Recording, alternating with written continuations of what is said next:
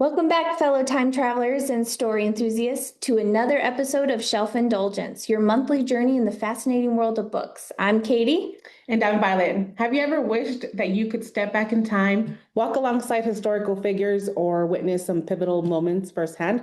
Well, today we're doing just that without the need for the TARDIS. That's right. Today we're setting our literary compass for the past as we dive into the captivating genre of historical fiction. From ancient empires to pivotal wars, from the quiet lives of ordinary people to the grand narratives of queens and kings, historical fiction allows us to experience bygone eras through the eyes of compelling characters. It's where meticulously researched facts meet the boundless power of imagination. Exactly. So dust off your history books, grab your favorite period piece, and get ready to talk about the stories that bring the past vividly to life. Let's get into it. Right. So thank you everybody for joining us again today. We are on Katie's favorite subject here, genre, historical fiction. Well, we'll go ahead and let's start asking her all the questions because she knows everything, okay? Everything about. No. She only brought a few of the books here that she could think of immediately, just so you guys know there's a stack of books here. So, Katie, let's go. Okay. How do you define historical fiction? So, this one I actually looked up because how I define it and how the rest of the world defines it. I know I'm supposed to be giving my opinion, but according to what the rest of the world defines it as is, and this, different people, the author has to have written it 50 years in the past of his lifetime. So if he's writing a piece about his current time, obviously that's not historical fiction, but if it's at least about 50 years in the past, it should be considered historical fiction. So, which I like ancient historical fiction, so that's usually, that's why I was having trouble defining it. Yeah, because you're like, wait, most of your stuff that you read is really old. Yeah, you're like, it goes way back. Yeah. So you never think about how far that has to go, but I guess. Yeah, which is why I was like, you're right. I guess I never really thought about that, and I can see how they define it that way. I didn't either. I didn't think of historical fiction being that. To me, it was more just stories of history of somebody like, in the past or the period. Or just the generation past. Yeah, and so that's how I thought. I didn't, but now that we had brought that up, I was just like, oh yeah. It makes sense. It does make sense, but it should be. And I was like, especially when we were talking about the timelines and stuff, right? So we were like, I don't know. It's hard. It is hard. There's like some stories, and we're jumping into a totally different question here, but we're talking about the timelines. Like when you're reading historical fiction, the whole story should be just that timeline is what we think, right? Like at least in that era, so that you're not doing. I said, so we were talking about some of the newer books that I've read recently as well. I said they're the kind that jump. Yes. The timelines that jump, they go back. You're talking about something right now, and then you go back into history. And eventually, of course, it makes a connection and why they do that. But we're discussing I guess I've never really thought about how that is. No. Some people don't like that. We were talking about, like, I don't. Good. Yeah. I mean, and I think it's absolutely personal preference with if you like it or not. Like, I like to be fully immersed into that culture and experiencing the cultural things that are going on and everything.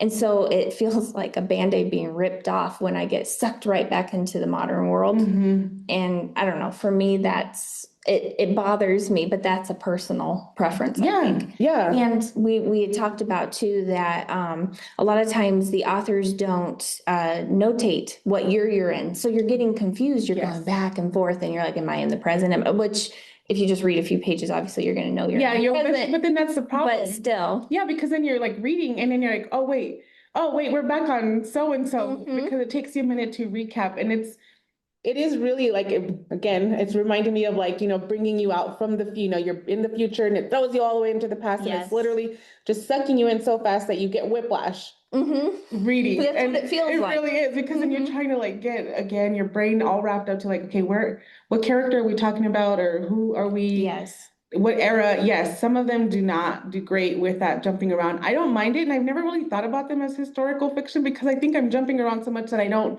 consider it as see that fiction, and I'm just thinking of it as a now, and that they're just talking about something in the past. Yes. But then they've been labeled as historical fiction, and then that's probably why I've read a whole bunch of historical fiction, but never thought of them that way because of the way they jump. That And I'm makes like, sense. oh, I guess yeah. I know, because yeah, and I had to really think about that because I knew I try to stay away from those books. Like I love Egyptian historical fiction, Mhm. and there's a lot out there written where there'll be some woman walking in a museum or something, and she accidentally touches an artifact and it sucks her back into the past or something like Oh, that. yeah. I actually don't like those. They drive me crazy. You're like, oh no, It's come like, on. because then you have this modern person seeing all of these different cultural aspects that are happening, and I don't know, it just ruins the facade I of think it's because, walking in the yeah, and the way past. you're saying, it's like you're seeing it through the eyes of somebody from now. Yes. So it's like you want to hear the story from the people that Mhm. lived during that time. Yes. Because then you're feeling a little more immerseful of their Mhm. culture, whatever it is that we're reading, whatever it's on. Yes. And I'm like, so then you're hearing it from them, and so it feels more real, like, okay, yes, absolutely, this is what's going on, versus somebody telling you, Yes. well, this is what I saw, and they were doing this, and kind of it's what it reminds you of. So when you're reading it, although they don't read it that way, but in your mind, that's somebody's telling exactly. you their story. I'm like, well, I would like to hear it from the king or the queen instead of the person that is a relation. Because then sometimes it's like the Exactly. family, it's the lineage, it's how it goes. Like, oh, I didn't realize when I started looking at my roots that you go back and then you're reading. So, kind of on that same subject of pet peeves, I really hate when, and again, I'm being really negative. I feel terrible, but when there's modern slang or modern talk of our today language within those different cultural period pieces, so you're like, they wouldn't say that, it's or the other one other pet peeve, which not everybody probably would think of this, but since I do like a lot of Egyptian history or Roman history, they had different religious ceremonies that they would do. And so a lot of times they mix different religions together because the author didn't know better, and so they'll mix the wrong ceremony in with the wrong religion, and that it's glaringly obvious sometimes, and sometimes it's not. But that's another pet peeve, which I was just gonna say, in this, you'd have to be sort of historian, and I think it's because you know that, and that's something that you follow, which is why I think you like which I hate being that way though too. I feel like you know that this is like, Incorrect. yes, and so then when you're reading it and you catch it, then it kind of throws off your whole vibe of the book, because they were doing so well up until they got to that point. You're like, oh well, that's not how that works, but okay. You're like, well, did you even look at that, or did you do proper research? Yeah, do the proper research. and in lieu of, I'm hoping that most authors, I'm not saying all of them, but most authors usually try their very best. I think it's gotten better over the years from probably when they had And we have started more writing. information Yeah, I was like, available. and yeah, it's available at your fingertips more often, or that you at least talk to other like actual historians that know about this time period to actually get some actual factual information besides, yes, we have the liberty of changing a few things, doing that's absolutely fine. But when you're talking about specific, like you said, ceremonial things, then I think absolutely they should. I wouldn't know how to capture those unless it's something I know about, like, right, so like when I'm reading something that I do know about, then I'm like, that's not how you do that. That's not how it goes. Or that's just, we never done that before. But thinking about your Egyptian things, one of the newest books that I read was His Face is the Sun. Oh, and it is Egyptian. It is, and the author, even in the beginning and at the end, she's like, I hope I did this justice. And she said she did a lot of studying, and she names all the people that she got to talk to about getting all the proper, because they did a lot of ceremonial. and a lot of the books. Yeah, and so I was like, oh my gosh, I was like, awesome. And I had it again. So I was like, I feel like I hear it more now than I ever heard it in any of the books that I've read in years back, because I didn't see any of those like kind of disclaimer style that they're like, talking about what they did or what they didn't do. They started that because you're right. Like Pauline Gedge's books, she doesn't have those disclaimers in them, and those were in the 70s. Yeah, see, that's what I'm like, I feel like it was different then, and so which is probably why we find maybe different errors. Not that they didn't look, but maybe not enough. Right. And I think it's been called out more. Yeah, of the I think so, inaccuracies that now when they're writing about these things that they're doing more study on it. So that they can get the information as best as they can. And then so yeah, it's literally that disclaimer. She's like, I didn't, the best that I could, apologies, Yes. never meant to, and they do like, if I said something wrong or if I did it, she's like, I really meant my best to do the best interpretation that I understood. I love that disclaimer, the best interpretation that. Yes, that they understood by talking. I'm like, I get it, again, because we're all going to understand it differently. And I think she did a great job. That's a really good book. It's like a new book that just came out this year. I'll have to read that. So you guys, I love the cover as well. Very green and gold colors, yes, it just reminded me absolutely of Egyptian style. It's just really pretty, the cover as well. So yes, that was one of the newer books, but yeah, that's where I started realizing, and the more books I've read, the newer books that I've been reading more often, have a lot of disclaimers as I've been reading them. Or at the very end, it's either at the end of where the epilogue is, and they talk about it. So even if they've talked about any other thing, they'll tell you like, oh, this is where I got my information from. It just reminds me like when we used to write papers in college. Oh, I know. And you had to have the references and the citations. Yeah, and I'm like, now they do the same thing. Yes. Which then I'm like, okay, well, at least I know that they can blame another author that way. Like, hey, I got it from this that guy. I got this information. I got it from that guy over there. From somebody that wants to actually write historical fiction, I was like, I'm joking. I'm serious, because I don't want to be ripped apart. Yeah, it's like, no, yeah, it's not that. Again, we appreciate the stories. Yes. It's more of once you know, and so that it becomes hard. So I can see the difficulty in trying to write historical fiction as well.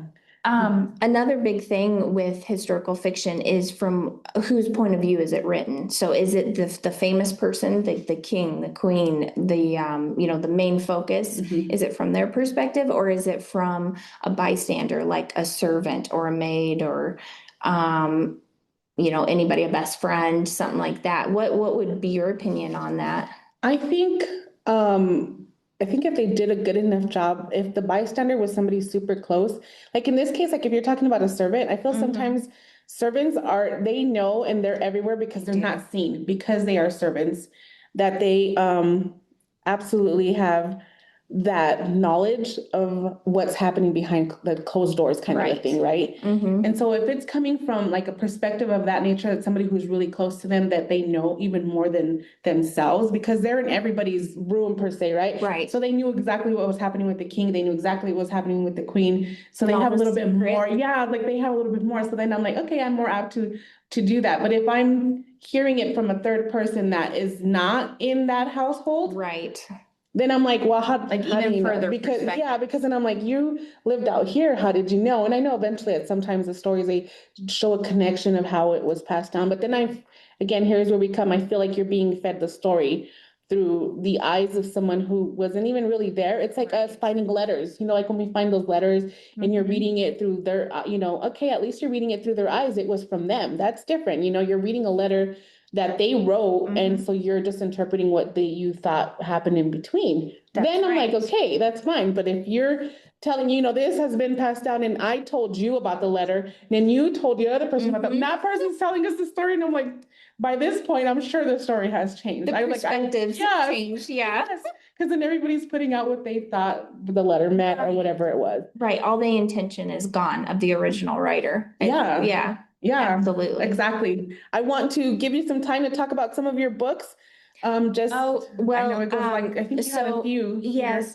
So, one of our things was like a book that really surprised me. So, because I mainly do like ancient historical fiction. But a book that really surprised me was this one by Libby Hawker, called Tidewater. And it is told from the perspective of Pocahontas. And so this was my first. I had actually kind of stayed away from Native American historical fiction, which I do really, really love now.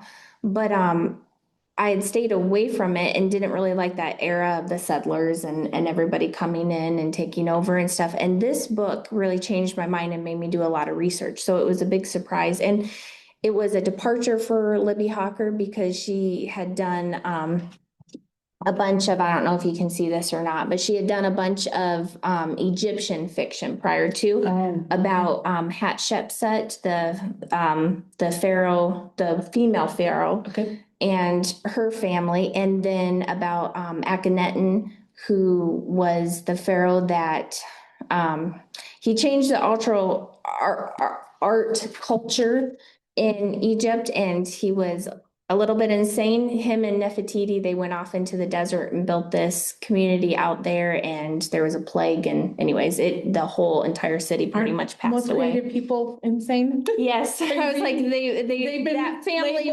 Yes, they've been labeled all these words, but they're the ones who have come up with the Yes, most creative. That's exactly. Yeah, And art Libby pieces. Hawker did an amazing job with those. I know Pauline Gedge, she's another one. This one's actually about Hatshepsut too, the Pharaoh king. I'm sorry, the female pharaoh. That's what I need to say.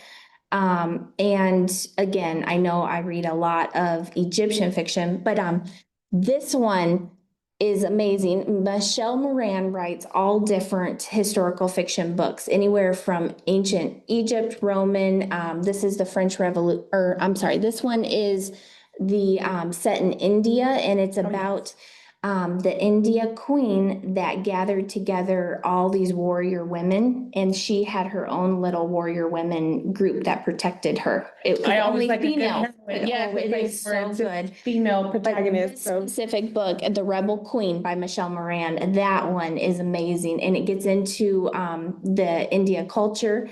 So it goes into the women that have to live in isolation behind screens, and it's an amazing book. And so these warrior women, obviously, they're getting out of the home, out from under the men, and they're protecting their queen, and they fight to the death. It's a very good book. It's full of cultural aspects. And then again on Michelle Moran, like I said, she does French Revolution books too. This one, Madame Tussaud, she was the one that made all the wax sculptures.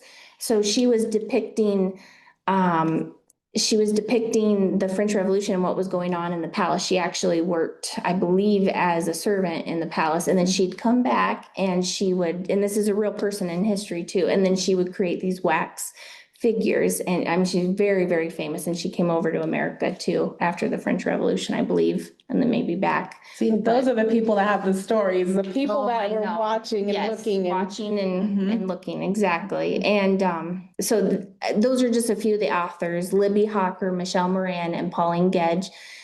And then Margaret George. I had talked about her in a previous one. She did a lot of European history, so Mary Queen of Scots, Henry VIII, and then she did Cleopatra, and then she did Nero. So I could ramble forever and ever on subjects, but it's great. Those are some of my favorite historical fiction authors. But this specifically, the Libby Hawker and Michelle Moran, those were two very surprising ones that made me just dive into the history.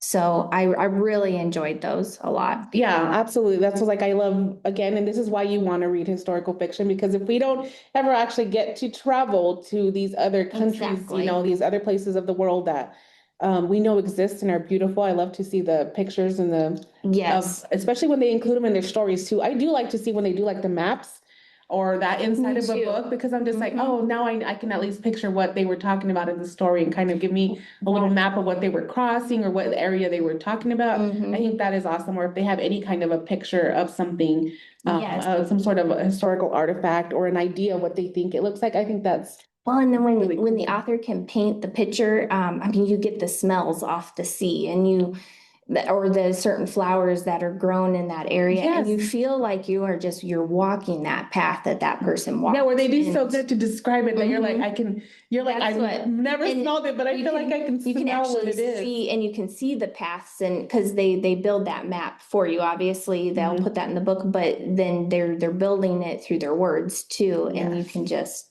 Yeah. Yes. And that's why, makes me want to be there. That's I'm like, this is the best way again to travel. It is. On a dime. Right? On a dime. Yes, that's right. That is right. All the historical fiction books that I have actually, like I said, I hadn't realized some of the ones I've done in the past were considered historical fiction. It was just the new, the way they've done some of the stuff, I didn't ever think of connecting them. But a few, just so that you guys know out there, of the ones that have come out, I pretty much, I'm just going to say all the ones that I've done this year. I think I brought up this last one was Salvacion. by Sandra Proudman. She's new to this, and hers is about Zorro, the Masked. So she's using that story or that area, but it's regarding a girl. So she's the heroine. So we would, the feminine version of that. And it's out in California. So it is here in the States, but that is where they were getting this story from, which is it was a really cute, really good story. Glitter in the Dark. I think I don't know if I had talked to you guys about that one. I don't know about that one. Yeah. No, that one is definitely, it's Harlem. It talks about speakeasies, and we're talking about like 1920s and that underground world back then. So that one was really good too. I brought up His Face is the Sun. That's my Egyptian one. The Bewitching, I just finished The Bewitching by Sylvia Moreno, and that one's set in 1934 in Massachusetts. So also again, and we are getting that one here. Yes, so like so that one's coming soon, and then Broken Country, which we do have, I believe, here. Yes. That one's set in the 1950s. It's English countryside setting, and then small village, and it's a lot about social classes and the differences back then. So that'd be really good. Again, and I read all these books here and didn't even realize like that the historical fiction about it, because and also they've done so well with telling you the story that you again, it immerses you in that story. And then you're kind of just like, again, with like Salvacion, it's very deserty California before. We're talking California living out in the mountains, sort of like not the green mountains, but I can just picture nothing but like dirt and sand.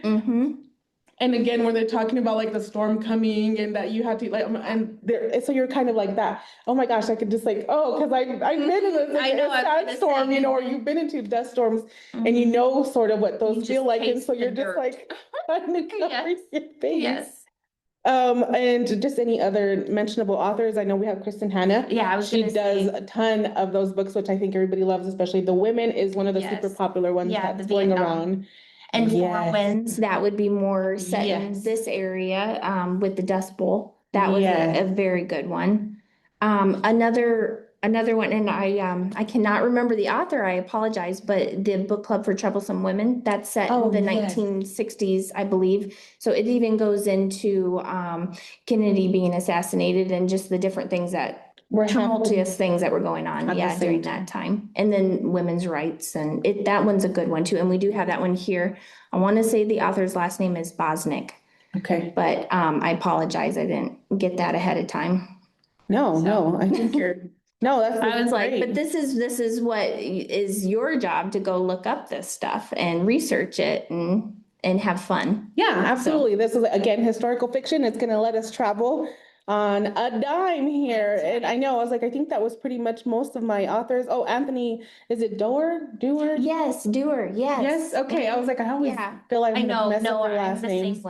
And I don't want to ruin those. But just a few authors, a few titles for us to mention that you guys could watch if you want to like do something that we have available of some of the newer books.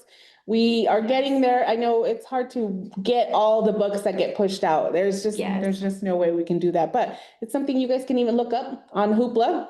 Look up on our Sunflower app as well. That's right. So just because it's not actually in your hands here at the library doesn't mean that you can't find it within the libraries. That's right. And Kansas State also offers an online program called Cloud Library too. And then also we can get it through interlibrary loan as well. So there's lots of different options if you do want that physical book, interlibrary loan would be the way to go. History guided by the magic of historical fiction has come to an end for today. It's always amazing how much we can learn and feel through these stories. I mean, just the emotion that comes out. Yes, absolutely. Yeah, like if you connect, especially with one specific book, it just, every time you talk about it, it just reminds you of how you felt during that time. So whether it's shedding new light, on a famous event or introducing us to a forgotten corner of the past, historical fiction truly makes history feel alive and personal. That's right. We hope we've inspired you to pick up a new historical novel or perhaps revisit an old historical novel or favorite era. So you can find us next month for another dose of Shelf Indulgence, where we'll be discussing a thriller and suspense, keeping you on edge. In the meantime, tell us on social media what's your go-to historical period to read about, and what historical figure would you love to see get their own fictional story? Oh, that'd be a really cool topic. Wouldn't it? Yeah. Yeah. Find us on Facebook, Instagram, and YouTube. So until next time, happy reading and may your adventures be everlasting. Bye for now. See ya.